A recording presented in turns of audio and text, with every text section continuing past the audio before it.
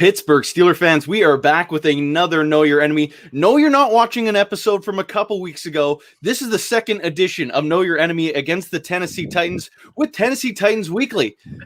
We've been excited for this one. I think ever since the first game was canceled and delayed until this point in the year. Let me get to the introductions first before we get to the questions. Of course, I'm Michael Beck, deputy editor of BehindTheSteelCurtain.com, joined as always by one Mr. Geoffrey Benedict. Geoffrey, how are you doing tonight, sir? I'm doing great. I'm doing really good. Perfect. And you know what? I'm doing very good as well because of our two fabulous guests. Absolutely. A little biased in saying I think our two favorite of the year so far. And we're so pleased to have Hawk and Lockdown back.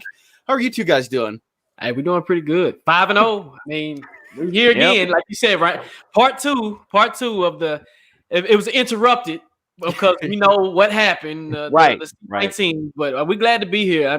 Like we talked earlier, man. This is one of our favorite podcasts to be on. So it's good to be back. Definitely good to be back. Yes, awesome, yes, man. very, very good to be back, man. And this will be the game of the year right now. I mean, 5-0 teams battling each other.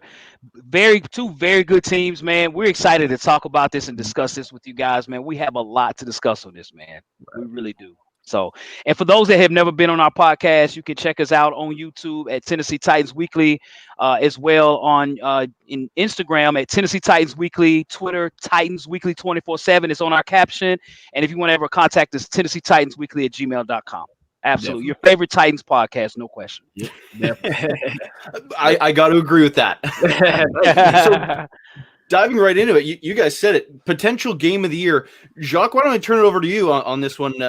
Are you feeling the same thing? Is this the NFL's game of the year? Is this the prime game? Yes, definitely. We have two powerhouse teams going at it, 5-0, and we know at the prior early start of the year we were both 4-0, 3-0, whatever we were. So going into this game, it's the game of the year. It should be a primetime game, but we know how it is, and the NFL probably doesn't still believe the Steelers and the Titans are the two contenders in this league. But I mean, you have two top 5 teams going against each other early in the year, and this possibly could be an AFC Championship matchup that we might be looking at in the future. So this is going to be a big game for both teams, and I feel like both teams are playing some amenable opponents, and this is going to be a tough matchup on both sides. So definitely, this is a huge game.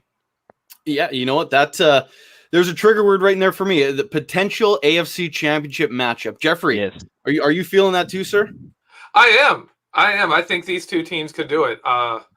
They're both just rolling, and I think you're seeing them both starting to get going too. You're seeing both teams start to improve. They're getting people back from injury. The Steelers are going to get people back from injury. Both teams are also in kind of a little bit of a vulnerable spot. We've lost some good players. Yes. It's going to be really interesting to see how this one pans out. Yeah, and I'm curious from both of you. Is this one that you think is at the very least a playoff matchup, if not that final game of the AFC playoffs? Absolutely. Definitely a playoff matchup, man. If you look at the NFL in general, there are a lot of bad football teams. And Geoff, you brought up a good point about some vulnerability. I do agree with that on both teams. And we'll discuss that because both teams do have that. But I think overall, when you look at us, yes, this can be a playoff matchup. Absolutely. There's some things that, when you look at Pittsburgh, the number 2 rated defense in the league, that bodes very, very well. And then you look at the Tennessee Titans. When you look at yards per game and points per game, we're number 2 in the league. So you got two clashes coming together, right? And so I think that'll bode well for us for both teams for the rest of the season. Two good teams about to play each other this Sunday, man. No question about it. Yeah, and you know what? I got to turn over to our live chat here because we got Ryan Jeffords putting $4.99 in the tip jar. He says, Henry gets shut down. I said what I said. LOL. They all say that. They all say that. They all say that. James Conner gets shut down. What about that one? You know what's interesting? Geoffrey had a really good stat that he told me before we got on. If you want to share that one, it's a pretty interesting stat. Yeah. This is actually coming from our resident stat guru, Dave Schofield. He sent me this before the show tonight. That if Derrick Henry is held under 100 yards in games where he gets under 100 yards, the Titans are 500. Mm-hmm. Obviously, when he gets over that, it's a lot better. Oh yeah, James Conner, we're undefeated. Yeah. Right. When James Conner gets over 60 yards, the Steelers are 11-0-1 in his career. Crazy. So this is kind of that game where, you know, who can get the run game going? Because if Derrick Henry gets shut down, they're probably, you know, we got a good shot. If James Conner is going, it's going to be an interesting game right there in the trenches, smashing each other in there and running the ball. It's going to be fun. Right. Now, Hawk, what do you think? Can we can anyone shut down Derrick Henry at this point in the year? Well, I'd say this. Derrick Henry, so to reverse the stats you just went over, the games that Derrick Henry's gone over 100 yards, we have been undefeated, and that's 16-0, okay? That's an impeccable record, right? So looking at it as well, too, when you look at this game, the running game, you know, yes, you have James Conner. I think for us, we lost Taylor Lewan. For those in Pittsburgh that don't know, that's our starting left tackle, one of the highest paid, one of the best left tackles in the game. So that concerns me when it comes to Derrick Henry. So it's not so much stopping Derrick Henry personally. It's about, can our line hold up your defensive line? And I'm going to tell you something. I've watched tape. Yep. There are opportunities to run against the Pittsburgh Steelers. I think TJ Watt is the problem in the pass rush. TJ Watt is a beast. And we just played his brother last week in JJ Watt, and he was a beast against our backup offensive lineman. I think the run lanes will be open for us when I look at Pittsburgh's defense, when I look at Tuitt. I also look at Alulu, right? I look at those guys. I think there's some opportunities. Cameron Hayward's getting a little long in the tooth as he's getting a little bit older as well. I think we can run on him. So it's not about stopping Derrick Henry. Can our line hold up? They'll hold up. You won't stop Derrick Henry. King Henry, put the crown on him.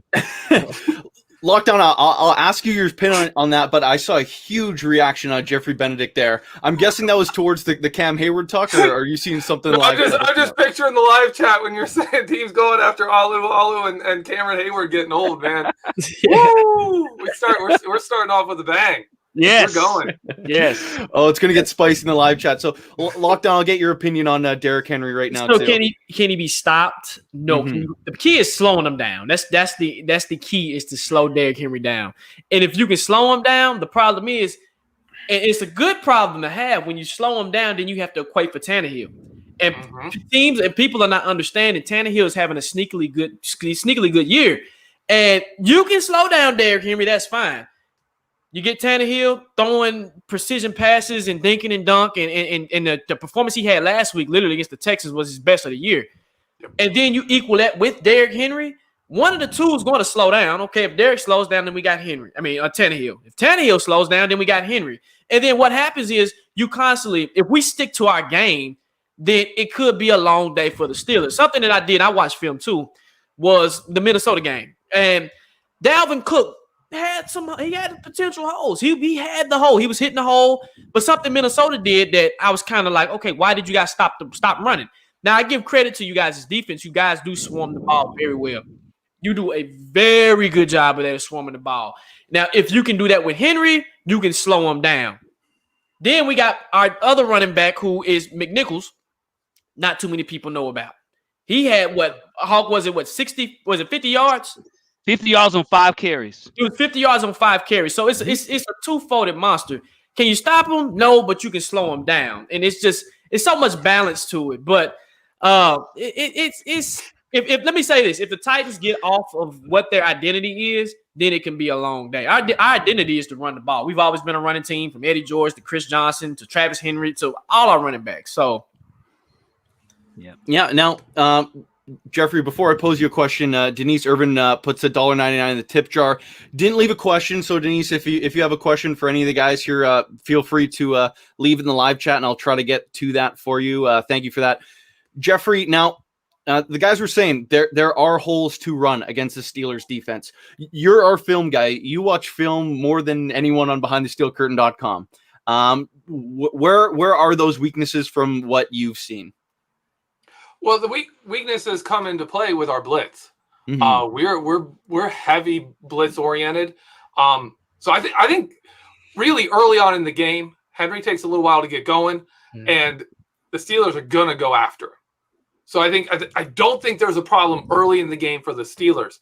The problem comes in, like he was saying, if you're blitzing run blitzes to stop Derrick Henry, then Tannehill has opportunities. And Tannehill is having, if you look at the numbers, Tannehill is having a very Ben Roethlisberger season. Like their seasons are very similar. Yes. They're very efficient. They're converting on third downs, and they're also hooking up with some big plays, mixed in there too. So even if we're stuffing Derrick Henry, but Tannehill is making enough plays to keep them in the game, then they can keep with the run. Like, to really stop Derrick Henry, you have to knock them off the run. Yep. And to me, if Tannehill is hitting those tight ends, which he has been doing all year, then there's gonna open up some holes, because if the Steelers have to back off those run blitzes, if they have to start playing a bit, cautiously because of play action, where their running backs, the linebackers aren't just committing right off the bat to the run, then the holes open up. The holes will open up. I'm gonna mess with Steeler fans here. They're not gonna like this, but TJ Watt. If you're gonna run at anyone, you run at TJ Watt. If you watch film, you do not want to run away from TJ. TJ, if you leave him unblocked, he's a fantastic backside pursuit guy. Yes. But you can run at it. And Tuitt's a bad dude, but you can run a bit at Tuitt too. You can run a bit at him as well. So that's really the side you're attacking. If you're going after to run the ball, and that's to their right side. Yeah, they like doing that. Yep. Now, Denise gets back to us in the live chat here after her super chat. She says, "Welcome to the Titans, fellas. I have so much respect for your squad. Derrick Henry's the truth, but we gotta have it. Sorry. LOL. Hashtag here we go." Thanks, Denise. Thank you, Denise. Thank you. One other thing I want to hit up in the live chat here. BTSC co-editor Dave Schofield says Titans D is bad. 27th against the run and 28th against the pass. That is true. Hey, it's true. So we're not in denial, right? I mean, I see, folks, fans of teams will always think their team have no holes, right? We know our defense right now is struggling, okay? We do know this, okay? But what you'll notice from us as well, we are a bend but don't break defense, okay? We have given up a lot of yards. Yes, we have. But we have not gotten, when it counts is when we make our best plays. And usually it's in the fourth quarter. We struggle in the third quarter, but in the fourth quarter is when we sort of step up and make those adjustments. So, yes, we are concerned about our defense. We are. And we do get Adoree Jackson back, our cornerback number 1. He will be back on the field. So that'll be a big uplift for us. But I think, now fans, listen to what I'm saying. The Pittsburgh offense, the way that they pass the ball goes for us. It's a strength for us because what we have an issue with is faster teams. And what I mean is Ben Roethlisberger takes a while to throw the football. And you guys have seen in the season, I've seen the film, he still is throwing over the head of from some receivers at times, right? So he takes his normal 4 to 5 step drop. The issue we have had is against quarterbacks who take like 3-step drops. So when Jadeveon Clowney comes in, Big Geoff, they've always been very close to sacking the quarterback. All we need is one more second, and I think Ben could give us that. So our defense could do better, but we are concerned. There's no question. We're concerned about our defense. Right. No, I agree. Our secondary has struggled, and it's a communication. For example, last week when we played Houston, there was a busted play where Will Fuller caught a 50-yard pass for a touchdown. And if you notice on that play, Butler is literally in deep thirds, and there's no safety in the back. Literally no safety in the back. When that happens, people, it's a communication issue. Literally. It's like, okay, hey, which safety was supposed to bump over? What happened? So with our defensive woes is what's really hurting us is not having DPs, not having a defensive coordinator. I mean, I believe Shane Bowen who is our inside linebackers coach, I believe is calling our plays. And I almost think that Vrabel has to get out of his head, hey, I trust my team, I trust my coaches, but at the same time, I do need a defensive coordinator to come in and scheme and make adjustments when adjustments need made. Because when we play the Texans, like Hawk said, when we go against sleeker quarterbacks, there's 3-step drops, we have issues. But when we play the Bills, play Josh Allen, literally, I call him Baby Ben because he's built like Ben Roethlisberger. He has the size of Ben Roethlisberger, just a lot quicker than Big Ben, but similar build. Not the same quarterback, because Ben is way better than Josh Allen. Yeah, he's a Hall of Famer. No, we know that. Right. But it's just the similar situation. So I feel like the opportunities will be there to get to Ben. It's just, can we do it? And it's just our defense is struggling right now. So it could be, man, this could be actually a shootout. Like this game is exciting. This is a real exciting game. Yep. Now, so many things I want to get to on that. Quickly, Crazy Blue 223. I'm assuming you're probably a Titans fan. Throws $2 in the tips jar. Doesn't leave a comment. Crazy Blue 223. Feel free to drop something in the live chat. We'll get to that. Geoffrey, flipping over to you. How is this matchup different going at week 7, I suppose, rather than week 4? Oh, one big thing is Corey Davis might be back. That could be big. AJ Brown's there. Mm-hmm. Yeah, that's the right name. Yep. Arthur Juan Brown. They're healthier. They're healthier than they were after week 3. That's a big thing. For us, Devin Bush. I mean, Chase Claypool has developed. We're out Devin Bush, and that's big. That's big in this game. Mainly because if we're going in our bigger packages against there, because they like to use multiple tight ends. They like to use a fullback. They mix it up in there. Terrell Edmonds is there. Terrell Edmonds is our matchup canceller for tight ends. But even if you play him on, like, say, Anthony Fursker, who's a more of a outside tight end and is a little faster, a little better receiver than Jonnu Smith, you still got Jonnu Smith. You still got Derrick Henry coming out of the backfield.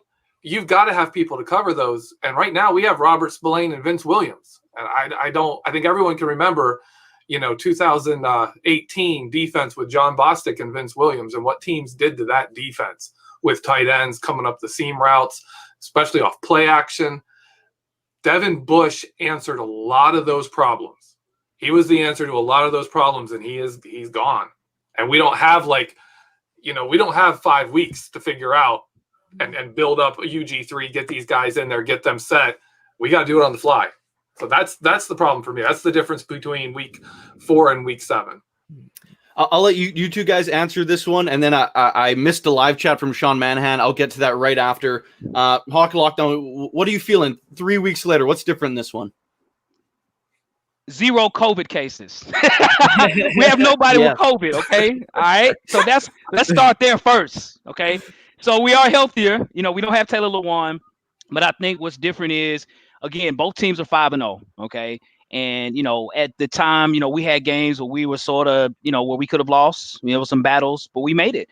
And so now we're here at 5-0. And, looking at it as well, we have younger players that have played in Christian Fulton. Jeffrey Simmons is continuing to get better. Ferkser has gotten better. Over time, despite, the players getting COVID and injuries, has allowed younger players to play. So now we're coming in with more experience than we did a few weeks ago, right? And one thing, even looking at Pittsburgh, the one player that we did kind of discuss on our last show, Jacques brought him up as the player to watch for the Steelers, is now, to me, the best offensive player on the Steelers right now, and that's Chase Claypool, okay? We know about this guy. This guy's a problem. Are we worried about him? Yes, we are. But, so I think both teams are coming in a bit different than just, say, a few weeks ago. I think our offense has gotten better. And I think our defense has gotten worse, actually. But I think some of our players have become now more accustomed to being out on the field. So, right. Yep. No, I agree. Like I said, the first couple of games was preseason, literally. I mean, that was everybody's time to make mistakes. Even though the games actually count, this was the time to get the rust off. Now, I'd say Steelers 0-0, game 1, game's on, literally. I mean, the players have matured. Tannehill, I mean, last week's game was Tannehill's almost, in my opinion, coming out game.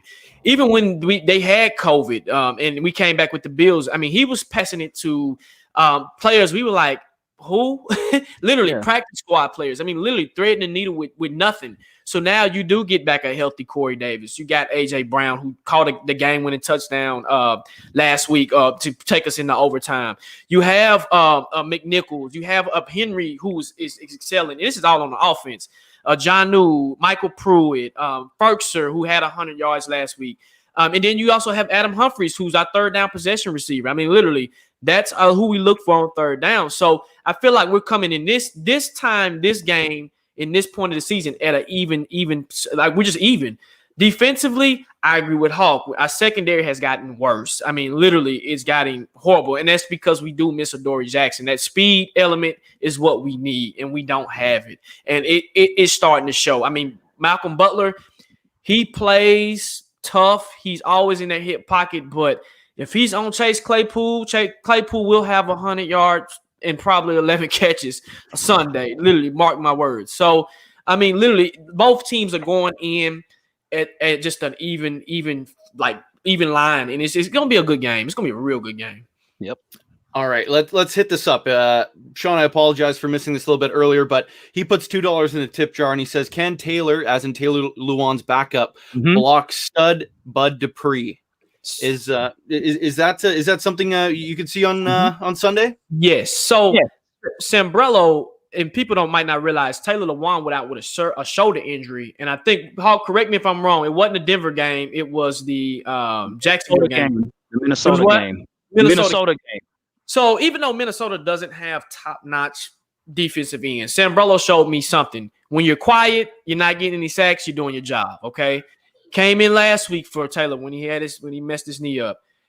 JJ Watt, first play, got around him, sack fumble. Boom. Okay, that's fine. My whole thing is, how do you respond? Can you progress throughout the game? What he did was he showed me he was able to shut down JJ Watt, contain him at a minimal level to where Tannehill can't get the ball out. So do I think he can block the Bud Dupree? Yes, he can. He can. I think Bud Dupree, he'll have his moments, right? He'll have his moments where he'll get in the backfield and things like that. But I think overall, Sambrello or Dennis Kelly, wherever Bud Dupree lines up, will do pretty well. Again, TJ Watt is my concern. And TJ Watt against Cleveland was all over the field. I felt Cleveland's offensive line did a great job in blocking the front three, except for TJ Watt. TJ Watt was going off. And so I think Bud Dupree had one or two really good plays against Cleveland. But, I think I'm not so concerned about Bud Dupree. I'm concerned about Watt. You know what? I'll flip this over to Geoffrey Benedict, because Bud Dupree did have 2 sacks against the Browns and actually leads the Steelers in sacks right now. What do you think about this matchup from a Steelers perspective? I think Bud Dupree can dominate on that side. I don't know so much in the pass rush. I expect him to be very active in the run game. I expect him to be reading run first and then to pass. So while he might not show up with a lot of splash plays, I do expect him to be a difference maker in this game, simply because they're going to be running the ball and we are going to have to focus on that. And Bud Dupree is a phenomenal run defender. That's really like that side of the ball. They can shut it down and be like, you just can't run on this side. And if they can rotate, help kind of over to the other side over there to TJ Watt, where the Titans run a little better, the Steelers can leverage Bud Dupree against a backup to try and help their run defense across the board. Now, before we keep going, Crazy Blue did get back in the live chat at us. Apparently, they're Steeler fans, so I apologize for that, Crazy Blue. Bleed black and gold around here. So, again, thanks for the live chat from them as well. This is an interesting matchup for me, because when I'm kind of looking at the receiving side, I think A.J. Brown, there's argument to be made, if there even is argument anymore, that he was the best receiver of that 2019 draft class. Mm-hmm. Chase Claypool is quickly putting himself in that category of the best receiver of the 2020 draft class. Right. Are you guys seeing the same thing out of these two guys? Is that the mindset going around the whole NFL? Go ahead, Hop. Yeah, I think so. I think both receivers are extremely different. They wear the same number, but they're very different. Yes, I think both of these receivers are, receivers that might not be talked about a whole lot as far as top receivers, because they are young. But they both have the ability in time to be mentioned in those names, because one, A.J. Brown brings a physicality that really no other receiver in the league sort of has. A guy that's 6 foot, probably about 225. When he catches the ball, he breaks tackles. Even like last year, he only had 63 catches and had over 1,100 yards. That's because he broke so many tackles, and he can catch the football. Ladies and gentlemen, when you watch the Titans play, we catch the football. We don't drop balls. We catch them. You know what I mean? Another thing on Claypool, I like Claypool's size. He's tall.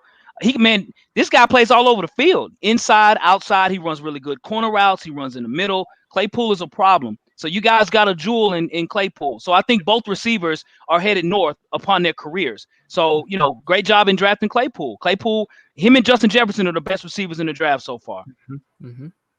Yeah, no, they're both trending up. Like you said, Hawk, they're both two different styles of receivers. And like I told y'all, the show we did earlier in the year, my worries was Claypool. I see potential. Even when he was coming out of Notre Dame, I've seen potential. I said, no, I like Claypool. And we needed a receiver. We needed to draft a receiver. Yep. And he was there. He was literally there. I was like, okay, Claypool was there.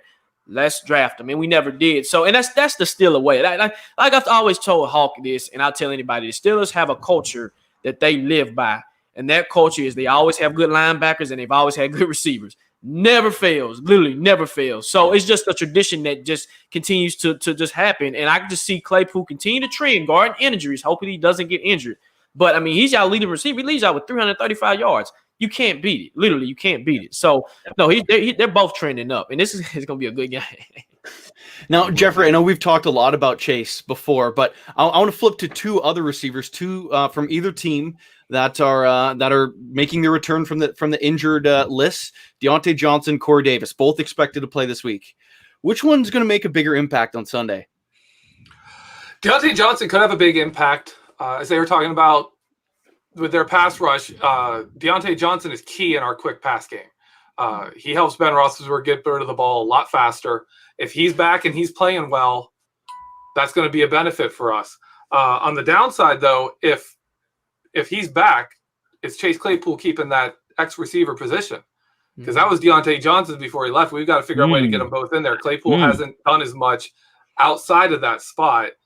In that spot, he's been deadly. Are we playing Deontay Johnson in the slot? Like, how are we working this out? That's a question there. For me, Corey Davis is huge. If they've got A.J. Brown, I'm okay with Joe Hayden on A.J. Brown. Joe Hayden struggles with people who are just wicked fast. That's who Joe Hayden struggles with. If you want to be physical with Joe Hayden can play you. He's an older guy. He's got those old man tricks. He knows how to get away with a lot. He can be dirtier than you can, and he can still get it done. So I'm not worried about him. He's that cat. He'll find a way. But Corey Davis on the other side, that gives a nasty matchup for Steven Nelson, and you can't really shift a lot of help to both sides. You can't do that. Right. So I don't know. That's to me, that's kind of a wash. It'll be who's healthier, who's more impactful, they can work in better, because both of them could stand to make a good impact in this game. Now, before I get to Hawk and Lockdown's answer, Sean, I will get to your live chat when we flip over to the other side after we get to Hawk and Lockdown. Answer the same question on Corey Davis and Deontay Johnson. Lockdown, why don't we start with you on this one? Who do you expect having the bigger impact? And I'm with Geoff on this. It's literally it goes hand in hand. I mean, like Deontay Johnson is, I call him y'all sneaky weapon. Literally, he's y'all sneaky weapon, and he can get in there where he can get in the slide, and it allows, like you said, Ben Roethlisberger to just throw quick. Because in these first couple of games I've seen Ben is having to sit there and think, okay, I got Claypool. Juju will show up from time to time, but I got Claypool. Once you add Johnson in the mix, okay, I got Johnson come through the middle. Boom, boom. So it's one of those things where if we, as our secondary is struggling, we're struggling bad. So Johnson can have a big game. On the flip side with Corey succeeds in those inside routes. Once Corey has the ball and he breaks tackles, he's good to go. He has the yak for it. The problem sometimes I would like to see with Corey is getting that 50-50 chance with the 50-50 ball, because that was where he excelled in college at Western Michigan, was the 50-50 ball. Let's get him in that game where he can get to the 50-50 ball. But with A.J., because A.J. is going to garner most attention, so like you said, Hayden's going to be on J.J. That gives Corey Davis all opportunity to be out there and do his thing. So it goes in hand. So with me, I'm with you, Geoff. It's whoever's healthy, literally. Yeah. Now, Hawk, why don't you spin this one too? So I think too, man, Deontay Johnson in our previous show a few weeks ago was one guy that I was saying that would be a surprise for the Steelers. But as far as a game plan, I think with Corey Davis, I think Corey Davis can have a bigger impact because, one, I think the Steelers are going to do everything they can to shut down A.J. Brown. Ladies and gentlemen, Jonnu Smith might be out for the game. He hurt his ankle the last game. He's our number one tight end. Okay, you talk about a guy that's got full of speed and full of strength. So now they're going to shift the attention solely to A.J. Brown. So Corey Davis is going to be one-on-one a lot with Steven Nelson. I think Joe Hayden will be on A.J. Brown, no question. And again, A.J. Brown has had struggles with top-notch corners. That is a fact. So Corey Davis will have to have the biggest impact for us to win. You guys might throw, Lane out there against them too. You might throw out Hilton out there too. I mean, you guys have interchangeable pieces at corner with Steven Nelson. So I think you guys will probably play one-on-one with Corey Davis, and Corey Davis has to win that battle, as Jacques stated, the 50-50 ball. Will he be able to do that? coming off this injury, coming off COVID, and all these different things. So Corey Davis has to have a better impact than Deontay Johnson, definitely. All right, so I think that's going to wrap it up for part 1 of our Know Your Enemy show. If you're listening on podcast platforms, you can flip over now. If you're watching on YouTube, continue to hang out for more great conversation with the guys from Tennessee Titans Weekly. You're still listening to Behind the Steel Curtain Radio. We are hanging out. Know Your Enemy, another episode, hanging out with the guys from Tennessee Titans Weekly, and of course Geoffrey, Benedict, hanging out as always, having a real fun episode with you guys. Something we glossed over a little bit earlier in the show here that I want to get to. Sean Manahan went back to the super chat, put $2 in the tip jar, and this is a true fact. I remember reading this earlier in the day that Ben Roethlisberger's time to throw right now 2.33 seconds, which is the fastest in the NFL. Okay. The Steelers have worked in a ton of RPO. I'm wondering, you guys did mention this, the Titans have kind of struggled when Ben Roethlisberger, or not Ben Roethlisberger, but necessarily any quarterback has been throwing that ball, that quick release. Right. Could you see that being a factor in this game if that trend continues for the Steelers? It can. It can. Good comment, by the way. If that's factual, watching some of the film of some of the previous games, some of the plays where Roethlisberger got sacked, it seemed like it took him a long time to throw the ball. It really did. But I mean, that's a stat. I mean, I guess that's a good stat.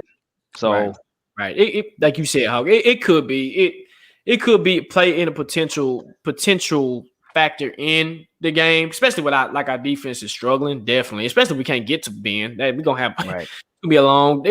Not gonna be a long. I guess I believe it's gonna be a shootout. Like this is, and it's supposed to rain on Sunday too, so that can go into factors as well. Yes. So that favors us. If you, I think Steeler fans are real high on James Conner. I think that's where we're in a difference here. I like Conner.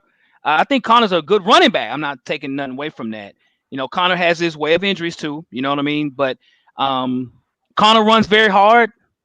He's not going to outrun anybody. He's not going to outjuke anybody. He runs that zone offense very well. He runs the ball.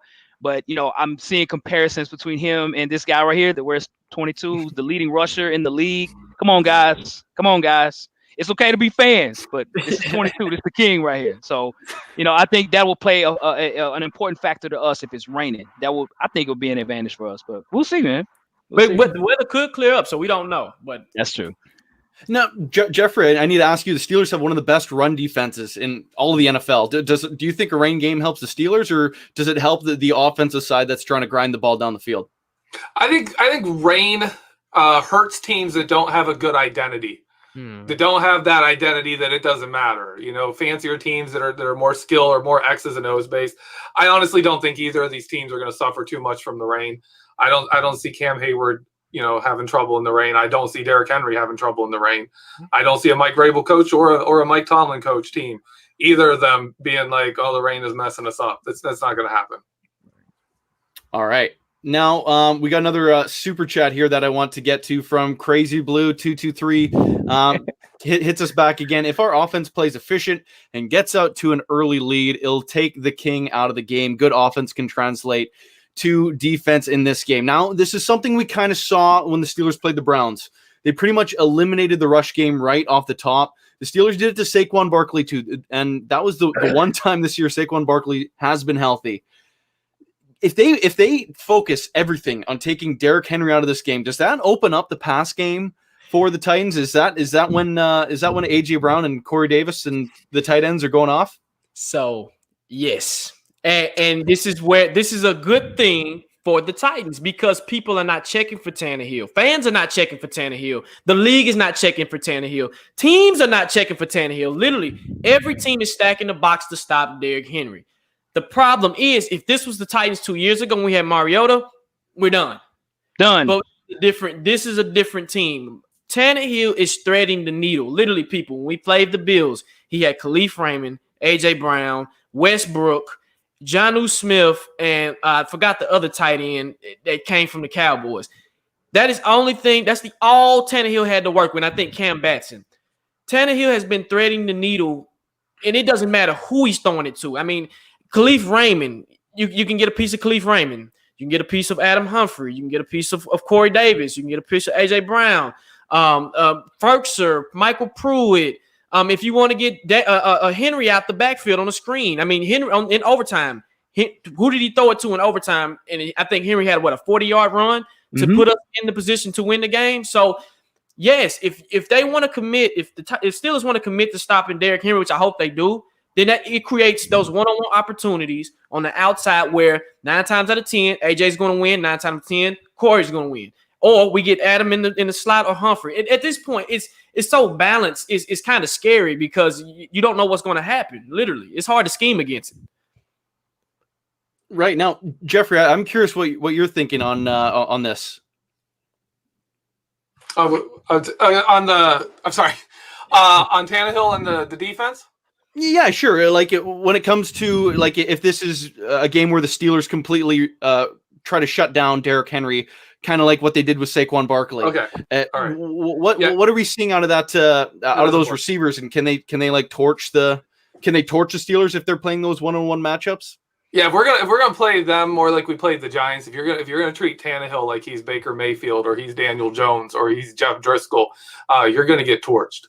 Well, we saw that with Houston, and we saw that with Philadelphia with Carson Wentz. If you treat them like they're not very good, they're gonna burn you. Carson Wentz was burning us all day to the outside.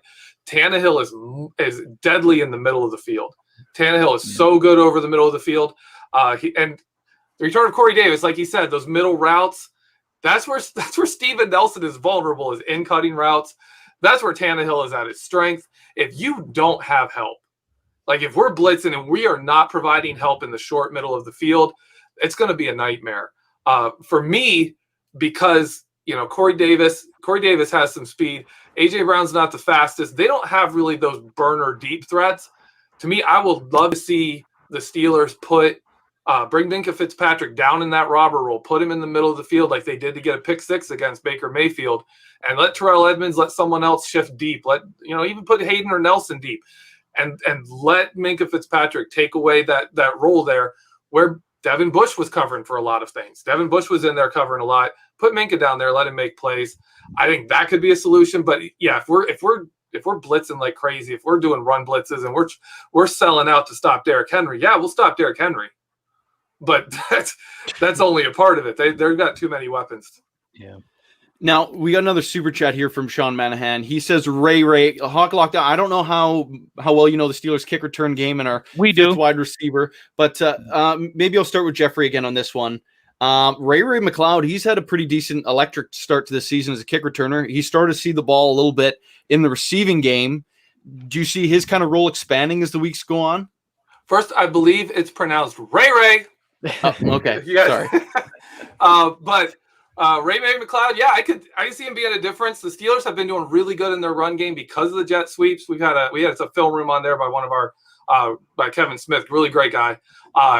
He covered how our jet sweep is opening so much of the game up. If Ray McLeod is still getting snaps in there with Deontay Johnson back, he can open up things there, and he's gotten pretty close to breaking some in the return game. There could not be a better game to get a good kickoff or punt return for a touchdown than this one, in a game where really getting a lead, getting some free points would make a huge difference in our ability to stop Derrick Henry and take over the game. Now, before we get into another super chat here, Hawk and Lockdown, I'm curious your thoughts on the special teams, the third phase of this game and this one. Of course, when we talked last time, we were talking to Stephen Gostkowski. Is he potentially getting cut? All of a sudden, he's AFC Special Teams Player of the Month. Seems like he's kicking the game-winning kick in every single game. Yep. What's going on with the Titans Special Teams? Obviously, they're trending in an upward direction. Well, I think Gostkowski had to change his socks. That's what he literally did.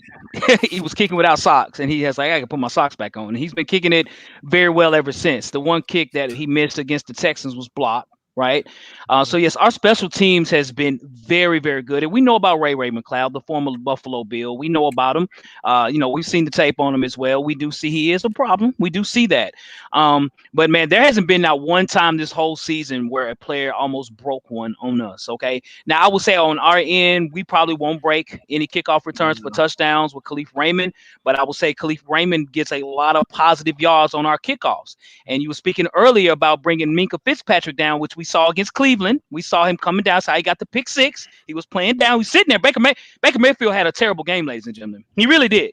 But I will say this: if you want to bring him down, we want to talk about Khalif Raymond as a kickoff returner. You better watch him on offense. When we talk about speed in the middle, going down the seams. If Mika wants to overly play Derrick Henry, we can have play action, which has been our biggest positive. The Steelers does a good job at that too, with play action, and they really do.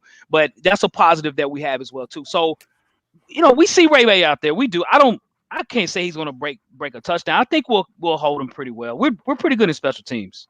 Right. Yeah, our special teams is pretty solid, especially when we play the Bills. I mean, I just felt it the whole time. We have Chris Milton, who's a backup defensive back, who was out there making plays on special teams. Darren Bates, who makes special teams plays. So, I mean, Ray can try, but the way the special teams playing and the way they stay in their lanes when they're returning kicks or going down there to stop the kicks and the punts is very disciplined. So, with Gostkowski, I mean, like you said, he took off his sock and he's been money ever since, and it's just he hasn't missed. So I mean, with Ray, he can be a threat, but with the Titans special teams, that's kind of actually been our strength for the past 2 years, basically, and especially with Brett Kern as well too. So that's another positive as well. So facts, no paper, absolutely. Brett Kern's the best punter in the league. Yeah, he has been the past 3 seasons. Yeah. Yes.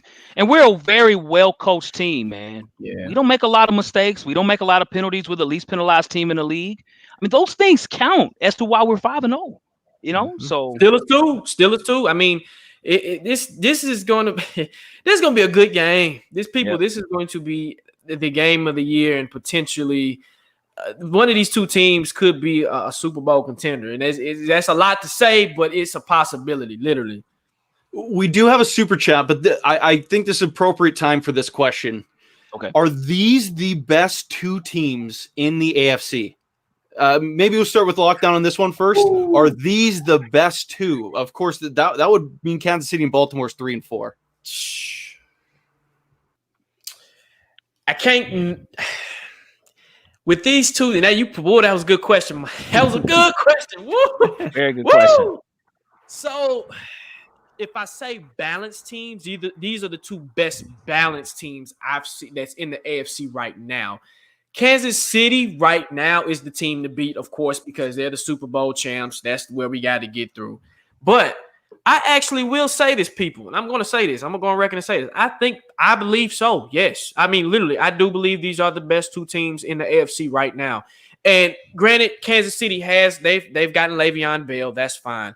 But Kansas City has struggled in times. In the way these two teams are balanced, we're built to beat those two teams. Even with the Ravens, we've seen what the Ravens have done. We know the Ravens. You guys know the Ravens very well because, of course, they're in your division. So, and you guys play them, I think, after us. So, please beat them.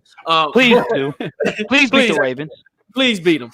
But can they be beat? And that, to me, the Ravens team of last year was much stronger than the Ravens of this year. So, yes, I will say it. These are the two best teams in the AFC South, in my opinion. What are you thinking, Hawk? I still think Kansas City is the best team in the AFC. I do. They have the best player in the NFL on offense. I still feel that they have the best weapons on offense. I think their defense is a bit of a struggle, but I think their offense, passing the ball, is what's dangerous. I think we're right next to them as far as the Steelers and the Titans. We're about neck and neck, man. The Steelers might right now be just a tad bit better than us right now, just a little bit, because we've lost Taylor Lewan right now. I know you guys lost Devin Bush, and well wishes. I hope, he gets better and everything. But you guys have a very good roster. This game might settle that. We'll see after the game. Right now, I think going into the game, but I think we're the top 3. I don't think Baltimore is up to where we are. I think you guys can beat them in both games when you play them. We play the Ravens as well in Nashville. We cannot stand the Ravens. We had a heated rivalry for a long time. We had rivals with the Steelers too, but the Ravens and Titans, they were just Central. Right, exactly. Man, I miss those days. I miss those. I miss the days that we played the Steelers twice, the Ravens, the Browns. Those are great matchups. But I think Baltimore is right under us at this time. I think the Raiders are a bit better than what people give, and the Dolphins are pretty decent too. Yeah. Yep. Now, Geoffrey, I want to get your thoughts on this one too. I would say absolutely. I think right now Kansas City isn't they're not who they're going to be become playoff time. Ravens are struggling a bit right now. Steelers and Titans are the top two teams in the NFL. If I give you a little bit of statistics here on why Titans are number one in points per drives, points scored per offensive drive, number one. They have the third lowest drives resulting in turnover. They're number four in plays per drive. They just dominate. When they get the ball, they dominate with it. They are the number one. They've played 5 games and they have more red zone touchdowns than anybody. They're number 3 in the percentage of red zone touchdowns, which also tells you they get to the red zone a lot. They don't have huge yards, but they're scoring. Right. On their defense, as Dave pointed out earlier, they have lower rated defenses for yards. But if you look at their defense in terms of scoring, percentage, they're a lot better. They're they're 13th, something like that. They're 8th in turnovers forced per drive. So they're middle of the pack. They're a middle of the pack defense, but that offense is devastating. And one of my favorite statistics is to take scoring percentage for drives and subtract turnover percentage from it and get kind of their stat of like how often do you put your defense in a bad spot? How often do you set them up to win? And if you take the offense and the defense, you combine them together, you kind of get a nice stat that correlates really well with playoff wins. And right now in the NFL, the Steelers are number 1 in that statistic. Number 2 is the Tennessee Titans, and it's close. These right now are the best 2 teams in the NFL. Mm-hmm. Geoff, you might have just sold me, sir. It's there. That's what I'm talking about. Exactly what I'm talking about when I say these are the 2 best teams. Literally, did you just throw those stats out there? These are and I'm not taking anything away from Patrick Mahomes and the Chiefs and the Ravens, not by a long shot. But when I'm looking at film, when I'm looking at these games, I'm looking at the Steelers being dominant. I'm looking at the Titans being dominant. We haven't had a dominant offense like this probably since the Warren Moon days, and that's been decades ago, literally. Right. So when I see these 2 teams, and I see, and somebody said the Ratbirds almost lost to Philly, which was true. We seen how the Raiders went up there and smacked the Chiefs. Now, remember, people, this is Patrick Mahomes who throws 300, 500 yards a game. He misses his left tackle. He's gone. Yeah. The run game is there sometimes. It's sometimes on, sometimes it's off. We don't know what Le'Veon Bell's going to do. Literally, we don't. So, and their defense, to me, is not a top-notch defense. Their defense that hides behind Patrick Mahomes in the offense. So, well, we got a couple live chats or super chats here that I definitely got to get to. Crazy Blue 223 comes back in with $2 in the tip jar. Says this pass rush is different. 24 sacks in 5 games. There's actually a few interesting stats on this defense. Of course, leading the NFL in sacks. I want to say the previous 3 years. They're also one of 2 teams. The other being the 85 Miami Dolphins. To in their first 5 games have 3 sacks and a pick in each and every game. Geoffrey, I'm going to ask you this side first. Is that a maintainable stat? Can the Steelers continue this 3 sack, 1 pick minimum per game for the foreseeable future? It's going to break some point. It has to break at some point. Like it has to. And this could be that game. I could see the Steelers getting to Tannehill 3 times, especially if they're stuffing the run early and they're having to rely on Tannehill. I could see it happening. They could get to Tannehill 3 times in this game. But this is probably the most likely game we have coming for the Steelers to possibly not get an interception. Yeah, no, super tight with the football. Hawk and lockdown. I guess on the flip side of this, how do you stop the Steelers from getting sacks, though? That kind of seems to be the bread and butter. They get sacks at a higher rate than any other team in the NFL, and they send blitzes at a higher rate than anyone else. Is this a defense you just got to limit the sacks, or is there a way to shut it down completely? Maybe start with Hawk on this one. Well, I think, man, when you look at our offense, it is predicated upon our run game, of course, right? And so the Steelers, as always, have been a blitzing team since the day I was born. That's what Blitzburg. I mean, it's there. It's what they do. And so, yes, you guys will bring the pressure and things. But I don't think the pressure is going to come or any sacks are going to come from the interior. That's where our strength is as of right now. Roger Saffold, Ben Jones, Nate Davis. We're a beast in the middle. And so, again, I think TJ Watt is the problem. But Dupree we see him too. We do see these guys. But the way that we play on offense, we are a quick draw offense. We are a play action offense. you guys are going to sit there. The Steelers defense is going to wait to see what Derrick Henry is going to do. That's what all the defenses we've played all year as to why we have not given up many sacks. I mean, we may have given up 3 sacks all season long because teams play us for Derrick Henry. So because that one misstep, that 1 second that you delay, hoping that you don't look like Josh Norman from last week getting stiff arm all the way from Nashville to Buffalo, right? Steeler defenders are gonna be like, hold up for a second. So that 1 millisecond that they miss, that's when Tannehill will throw the football. Tannehill throws it very quickly. We run a lot of dink and dunk passes. So, I can see a sack or two. I'm not saying we won't allow any sacks, but it's not gonna be as many sacks as fans might think. It's not gonna be where they're just gonna be in there just sacking Tannehill all day. That's not gonna happen. First of all, Tannehill doesn't even throw it that much. I mean, he had 41 throws last game, but on average, he's about 25 to 26 times he throws the football. So right. If I could switch the question a little bit for lockdown, outside of TJ Watt, who are you most scared of getting to Ryan Tannehill? Tut. Even though y'all talked about how Tut is Derek can run at him, I've seen Tut come through that middle as well. Besides Watt, you got Tut, and then also Bud Dupree. Bud Dupree is like the cat. He reminds me of Clowney. He does remind me of Clowney a lot, literally a lot. So if you want to blitz, hey, come on Sambrello's side. Literally, Sambrello's there. Literally, come on Sambrello's side and have fun on Sambrello's side. So those are the two for me, is Tut and Bud Dupree. But I mean, if you want to stop it, max protect. Literally, max protect on that left side where Watt is. And let Kelly handle that one-on-one action on the right side. Let him handle that. But it's just with those two, and that's what you guys do. That's what you guys do. You guys blitz. I mean, literally every film I'm watching, I said, okay, they blitzing again. So, and if you have a quarterback that does hold on to the ball at least for 5 seconds, it's over. Like, they're gonna get to your quarterback. So with Tannehill getting the ball out so quickly and going through his progression so quickly, it's. I have to say, at least he'll probably get you probably get 2 sacks. I will say that, probably 2 sacks. But a 6, 7, 8 sack game, I'm not happening. It's not happening. It's not happening. That's not happening. We'll find out Sunday. Right. I really want to make sure we get to all these super chats. I'm going to pose these. I think just to individual people on this one. We need the man laughing the hardest. Oh man. Time out. They're not over it, man. I know, man. 2008. That year we went the year 2008, the year we stumped on that towel, you guys went to the Super Bowl and won it. Right. I mean, literally, y'all got y'all revenge. Yeah.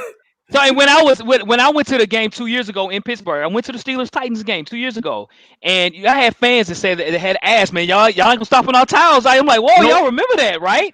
Y'all remember that? Like, wow, you know what I mean? So yeah. We know about it here in Nashville. We do. We know it was Keith Bullock, Lindell White, Javon Curse, stomping on it, blowing the nose on it and things. So the flip side, the Titans should be mad at the Steelers for whipping their butt how they did 2 years ago. So I think this should be the game. I mean, literally, the Titans been on a rampage. The Titans on a rampage on teams that have beat them bad, and they're dominating them this year. So I mean, we on the flip side, we should be mad. So yeah, but we don't. We used to be called the Tennessee Tyrants. So we had guys that would do that. I don't think we have any guys on the team like that. I don't think. You know what I mean? Vrabel would get him. He would. Vrabel would. Yep.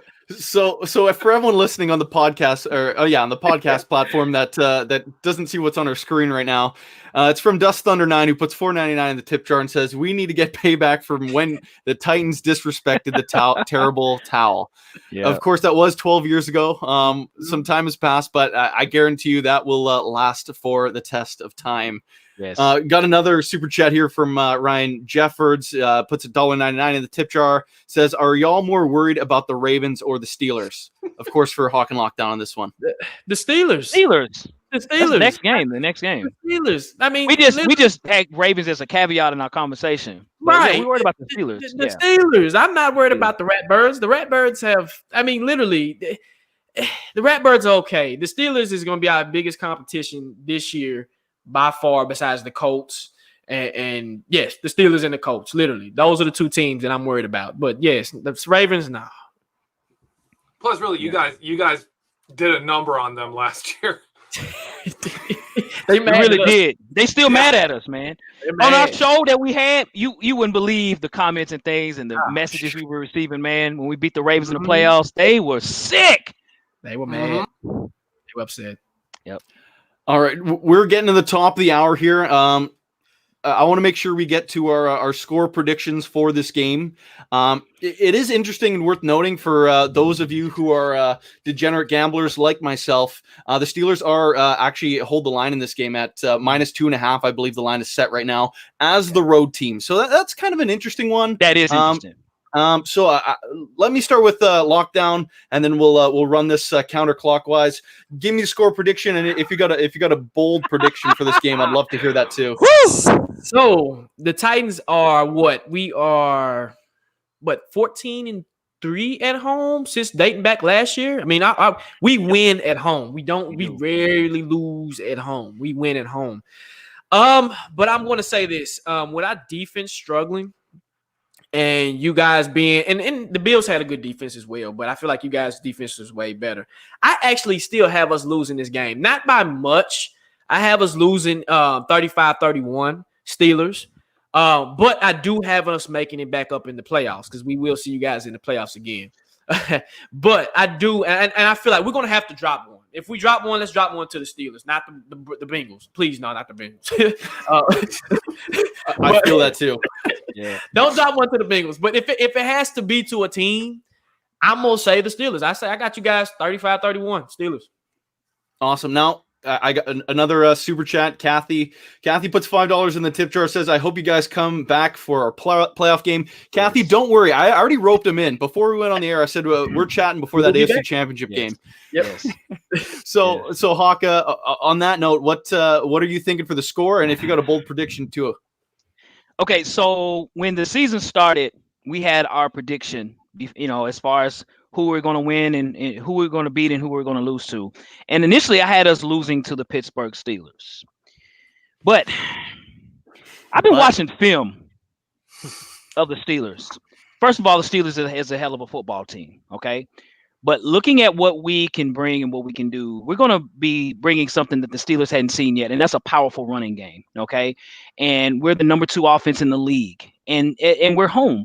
And I think all of those factors play an important factor for us. If we were a passing team, the Steelers would win this football game because the pass rush is definitely there. But I would like to challenge your run defense. That's where I think you're challenged. You've lost Devin Bush. You have linebackers that's iffy in the run game, especially even in the pass game in the middle. I'm going Tennessee here, guys. I'm going to say Tennessee with 32-30 here. I think they're going to win this football game. I do. Go Titans. Tighten up. Geoffrey, what are you feeling here? I think that the Titans offense is going to be able to move the ball. I think you're going to see the Steelers go down early. I think you're going to see Ben Roethlisberger pull out a Ben Roethlisberger big matchup game. Go out there, show up and just go off. And I'm predicting the Steelers to win this one 38-35. Ooh, big score in that one. I don't know if I'm feeling quite the high score, but my prediction from the beginning of the year, I've talked about this at nauseum. I'll say it one final time. I said the Steelers were going to go into Baltimore undefeated, and we're one game away from that. I'm not jumping off that train now. I've rode with it, and it's done me well so far. So in that sense, I could see a very similar game that Geoffrey's kind of expecting, where it's kind of a play at the end. Perhaps whoever has the ball last. It could definitely go that way. I'm thinking the Steelers win this one and break that line. I think they're winning the game 31-27. It's going to be an interesting afternoon. I'm super excited for. Wish it was the primetime game. Yeah, man. Of course, it's not going down that way.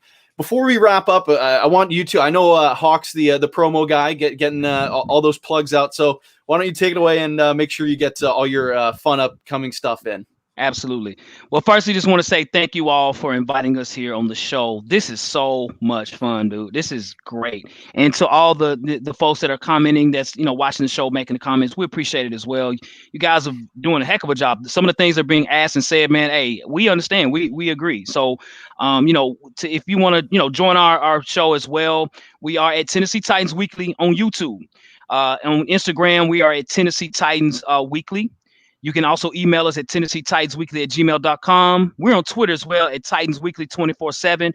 The captions are in our names. Again, Steeler fans, we appreciate it. Again, I'm not Mike Tomlin, and I've told you guys that the people who have seen me say I look just like Mike Tomlin, even when I was in Pittsburgh, right? But man, this was fun, man. So hopefully we can go to the playoffs and do this again, man.